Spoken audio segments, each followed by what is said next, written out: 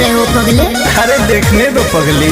हाँ टुकुर टुकुर बोला देखे लका हमरे पवखिया से के लका सोट तार भीरी बीस कुटिया लेखा। एने सुना देखो जोनी हमारा के चुतिया लेखा फेंक देबू धुआं सकुटिया लेखा। देखो जोनी हमारा के चुतिया लेखा फेंक देबू धुआं सकुटिया लेखा।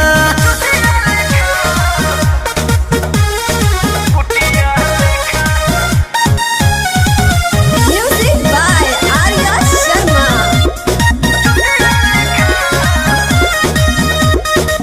देखे के देख लो न तहरा भेटाई केतना लोग पीछे गोइल पगलाई केतना लोग पीछे गोइल पगलाई। खिसियाइबू तो खिसियाइबू हम तारा बाबू से फरियाइबू हम।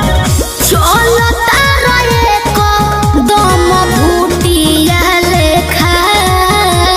तो अब नाप लो देखो जोनी हमारा के चुतिया लेखा फेंक देबू धुआं सकुटिया लेखा। देखो जोनी हमारा के चुतिया लेखा फेंक देबू धुआं सकुटिया लेखा। अरे बुझल हो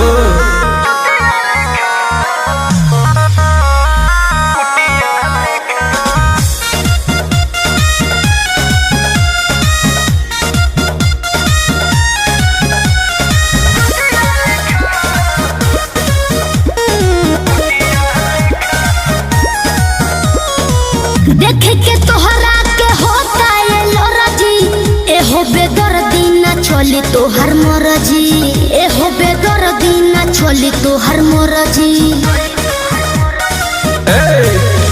तुरी गावो जोन मुँह बाबो जोन विजय चौहान के गरमा भोजन।